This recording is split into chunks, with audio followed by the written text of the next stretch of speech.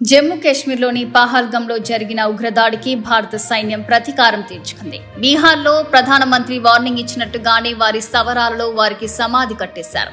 ఉగ్ర స్థావరాల లెక్కలు తీసి మరీ టార్గెట్ చేసి భారత్ ప్రతీకారం తీర్చుకుంది.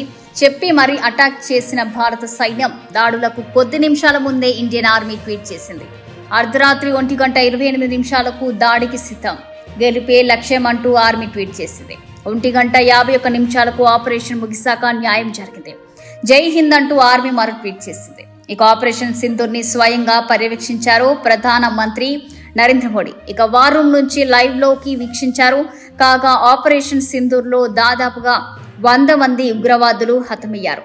ఇక బహవల్పూర్ ప్రాంతం నుంచి కోట్లి వరకు భారత సైన్యం ఆపరేషన్ సింధూర్ ను అమలు చేసింది.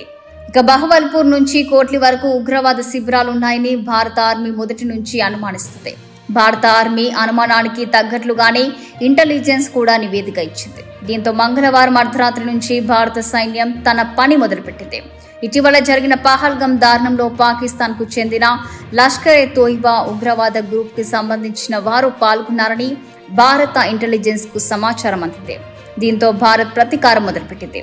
లష్కర్-ఎ-తోయిబా, జైష్-ఎ-మహమ్మద్, అలాగే హిజుబుల్ ముజాహిద్దీన్ వంటి ఉగ్రవాద గ్రూపులు పాకిస్తాన్ నుంచే కార్యకలాపాలు సాగిస్తున్నాయి. మరి ఈ గ్రూపులు మొత్తం 9 స్థావరాలలో భద్రంగా ఉండి దాడులు చేస్తున్నాయి. అందువల్లే ఈ 9 స్థావరాలను భారత రక్షణ విభాగం టార్గెట్ గా తీసుకుంది. 9 స్థావరాలేంటో ఇప్పుడు చూసుకుందాం. బహవల్పూర్, మురిద్కేయ్, టెహ్రాకలాన్, సియాల్కోట్, బర్లా, కోట్లి, కోటి, ముజఫరాబాద్ లెట్, ముజఫరాబాద్ జమ్. ఈ నేపథ్యంలో ఆపరేషన్ సింధూర్పై సైన్యం విలేకరుల సమావేశం నిర్వహించింది. భారతదేశంపై జరిగిన ఉగ్రవాద దాడి వీడియోస్తో ప్రెస్ కాన్ఫరెన్స్ ప్రారంభించింది. ఇక ఇది పహల్గామ్లో జరిగిన దాడిని కూడా చూపించింది. దీనిలో 26 మంది మరణించారు. దశాబ్ద కాలంలో 350 మంది భారతీయులు ఉగ్రవాద దాడుల్లో మరణించారని ఆ వీడియోలో వివరించారు. ఇక పాక్ ఉగ్రముఖాలు లక్ష్యంగా ఆపరేషన్ సింధూర్ కొనసాగిస్తున్నట్లుగా కూడా సైన్యం వెల్లడించింది. నిర్దిష్ట లక్ష్యాలు టార్గెట్ గా పాక్ పై దాడులు జరిగాయని, పాక్ లోని లష్కరా, జైషే, హిజ్బుల్ స్థావరాలు విజయవంతంగా ధ్వంసమయ్యాయని ప్రతినిధులు వెల్లడించారు. మొత్తం 21 ప్రాంతాల్లోని స్థావరాలపై భారత్ విరుచుకుపడితే అంతర్జాతీయ సరిహద్దులు దాటి దాడి చేసిన భారత్ పౌర సైనిక స్థావరాలకు నష్టం కలగకుండా ఖచ్చితత్వం పాటించింది.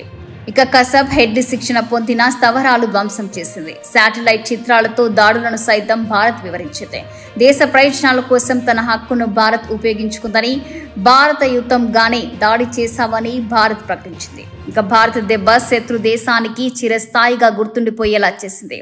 భారత సైన్యం చూపిన ధైర్యం, అలాగే ప్రధాని నాయకత్వం, నికారేసిన సమాచారంపై ఆధారపడి తీసుకున్న నిర్ణయాలు, ఇవన్నీ కలిసొచ్చి భారత్ గర్వించదగిన ఓ ఘట్టంగా నిలిచాయి.